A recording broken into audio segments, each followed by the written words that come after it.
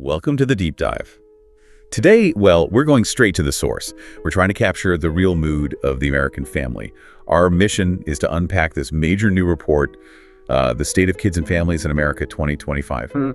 What makes it special is it's built on these really extensive surveys, not just of parents, but also kids and teens, ages 12 to 17. Yeah, and this source material is just indispensable. It gives us this grassroots view, not really ideological, just how things are at home. And what we find is, well, it's complicated. Families are clearly struggling.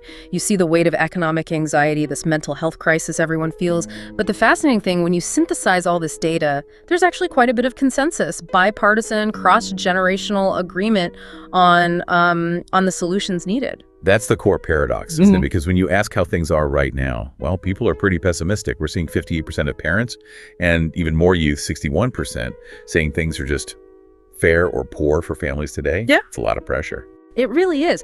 But then look at the flip side. Ask about the future. The anxiety seems to shift almost to ambition. Nearly half of parents, 49%, say their top emotion looking ahead is hopeful. Hopeful, right? And for the kids and teens, even more so. You've got 44% saying hopeful and another 42% saying they're excited. It's that classic American thing, right? Deeply worried about the present, but somehow still optimistic about what they can do in the future. We really need to keep that tension in mind, the struggle versus hope, as we dig into where things feel like they're, well, breaking down. Absolutely. We have to start with this sense of decline. The report calls it lost ground. Parents are looking back, say, 20 years, and they feel today's kids are just worse off in several really key areas. And it's not just some vague nostalgia, it's specific. Physical health, morals, environment, even basic development. Let's break those down, because the specifics really tell the story of what parents feel is slipping away.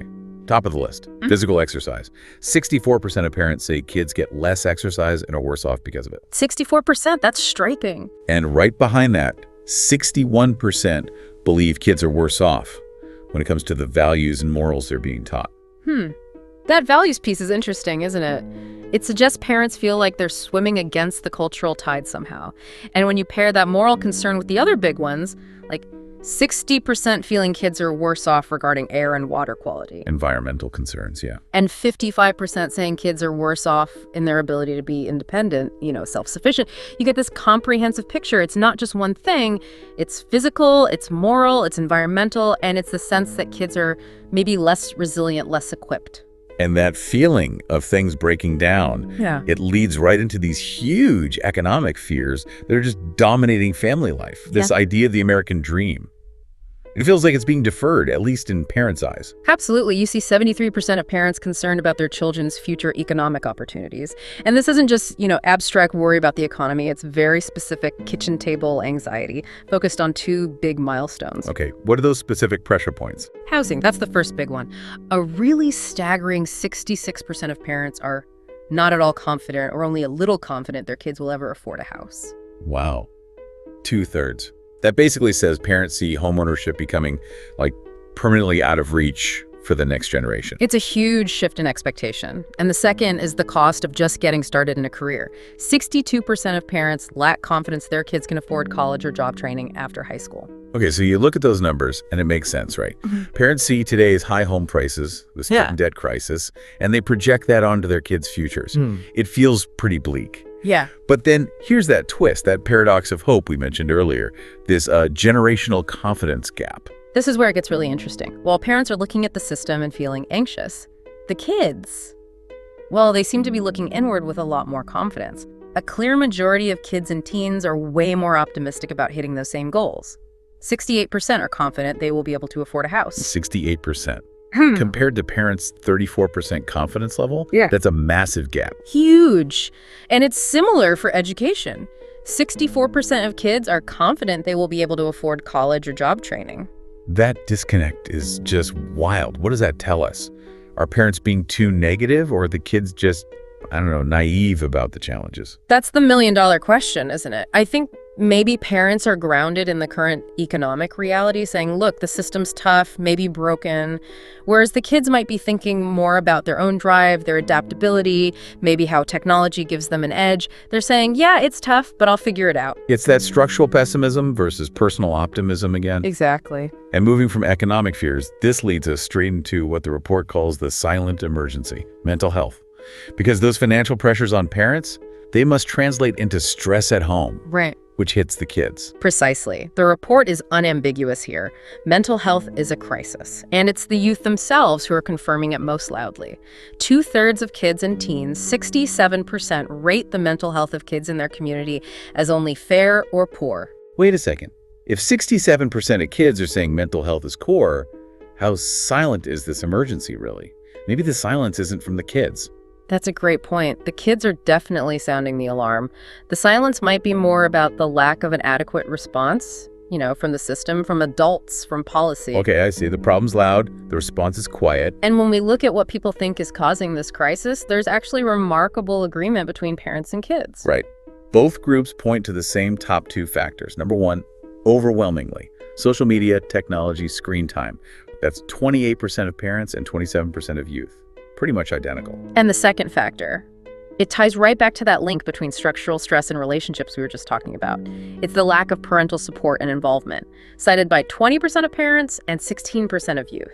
So parents are stressed about money and housing, maybe working more, less available, and the kids feel that lack of connection. It all ties together. It does. But even though they agree tech is a driver of the distress, we had another interesting split. The report calls it tech's two faces. Ah, okay. How so? Well, parents tend to see social media's influence as mostly negative. 64% say that. They're focused on the downsides, the bullying, the comparison culture, the addiction. Makes sense. But the kids, the ones actually using it, they have a more nuanced view. They actually lean slightly positive. 40% rate the influence as positive versus 33% negative. Interesting. So kids see the connection, maybe the community, the learning aspects, while parents are zeroed in on the risks. Seems like it. But here's the crucial part for, actually doing something about it. They might view social media differently, but they strongly agree on the need for regulation, for guardrails. Okay, what kind of guardrails? The unity here is really powerful, especially when you think about how divided everything else is. Over 8 in 10 parents, 81%, want warning labels on social media about mental health risks. Like on cigarette packs, basically. Kinda, yeah. And importantly, 72% of the youth agree. They want those warnings too. And what about access? Age limits? Even stronger agreement, especially from parents. 83% of parents favor requiring age verification and blocking accounts for anyone under 16. Okay, parents wanting that isn't surprising, but the kids? That's the surprising part. Over half of the youth, 54%, also favor these strict age limits, even though it directly affects them. Wow. So even the kids recognize the dangers of these platforms being totally unregulated for younger users. They might like using them, but they see the need for controls. Exactly. It suggests a real understanding of the risks, even from the users themselves. This consensus on digital safety, it actually connects really well to the political side of the report, doesn't it? Because we see this pattern again, broad agreement on what needs fixing, but this deep distrust that the system will actually fix it. That's the core tension running through this whole thing. Unity on the problem, skepticism about the solutions actually happening. Let's look at the unity first. A huge majority, 83% of parents, believe the federal government should prioritize policies that benefit young people. And that cuts across party lines. Completely. 88% of Republicans, 83% of Democrats, they all agree on this. It's basically a national mandate, focus on families and kids. Okay, so there's the demand. But then comes the reality check. Then comes the reality check. 61% of parents feel their voices do not matter in policy decisions. And tellingly, it's the exact same number, 61%, for kids and teens too. So more than 6 out of 10 parents and kids feel like nobody's listening when it comes to policy. That's a crisis of civic trust right there. It really is. And it leads directly to skepticism about whether anything will actually change. Only 47% of parents think the federal government will make youth policies a priority, even though 83% say they should. They want action, but they don't expect to get it. Precisely. It's not that they distrust government action in principle, maybe. It's more like they distrust the political system's will or ability to focus on these fundamental family issues instead of, the usual partisan fights. And how does this play out when looking at the new administration? Well, among parents, you see the polarization you'd expect. About half, 52%, think the impact will be positive overall, but that breaks down heavily along party lines. Okay. And the kids, are they polarized too? Less so, actually. They seem more reserved, more wait and see. 43% predict a positive impact on young people and families, but a significant chunk, 37%, predicts a negative one. They aren't just echoing their parents' views. That caution from the youth. It kind of leads us to maybe the most important difference the report found between the generations, which is how they define what a strong family even looks like. Yes, this is crucial because it really explains their different anxieties and hopes. Let's break this down. Parents, when they define a strong family, they prioritize, well, structural things. Stability. Quality education is their top answer, 31%. Then comes basic needs being met. Income keeping up, that's 27%. Right, the foundations. Exactly. And traditional values also score high for parents. Things like children being raised by a mother and father, or putting God first, both around 27%. They're focused on building that stable container for the family. But the youth, their definition is almost entirely relational. It's about what happens inside that container. Their number one priority, by a long shot. Parents who listen to their kids, 42% of youth say that. Listening, 42%, that's huge. It is. And their second priority, parents accepting their children no matter what. That's at 29%. So let me get this straight. Parents are stressed about providing the house, the job security, the education funds, the structure. And the kids are saying, okay, but what we really need is for you to listen to us, to accept us. It's like those economic stresses are preventing the very connection kids are craving.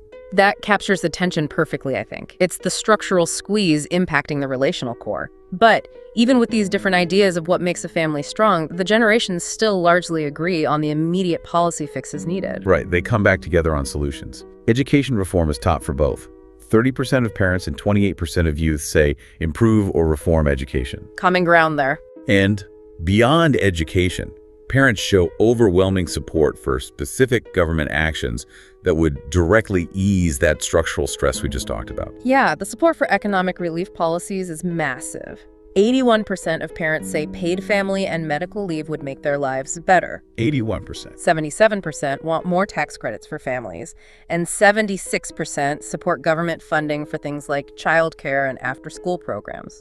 So in the minds of parents, these aren't really partisan issues. They're just practical tools needed to create stability, reduce their stress, and presumably free them up to be more present for their kid. Exactly. These are seen as necessary supports. So when you pull it all together, this report is just, well, incredibly powerful evidence. It shows this consistent agreement across parties, across generations on what the core problems are. Mental health access, economic instability, digital safety. Everyone sees these. They do, even if they profoundly distrust the political system's ability or willingness to actually deliver the solutions. It essentially creates this really clear mandate for policymakers, doesn't it? And it's coming straight from families, not from DC think tanks. They're unified on the diagnosis, and they've even laid out a pretty specific list of policy tools they think would work. Okay, so for you listening, what does this all boil down to? We've laid out this big divide. Parents focused on structural stability, housing, jobs, money, while kids are prioritizing relational connection, being heard, being accepted. So when you think about what makes a society truly strong or what policymakers should really focus on, what's the bigger priority? Is it fixing the economic factors stressing out parents? Or is it addressing the relational needs that kids say are missing, the things vital for their long-term well-being? It's a tough balance. And that leads us to the final provocative thought, circling back to where we started. Remember that paradox. Despite all the anxiety, the pessimism about the present, that feeling that things are only fair or poor, both parents and kids still express this remarkably high level of hopefulness for the future. So the question for you is, where does that persistent hope come from, especially in today's environment?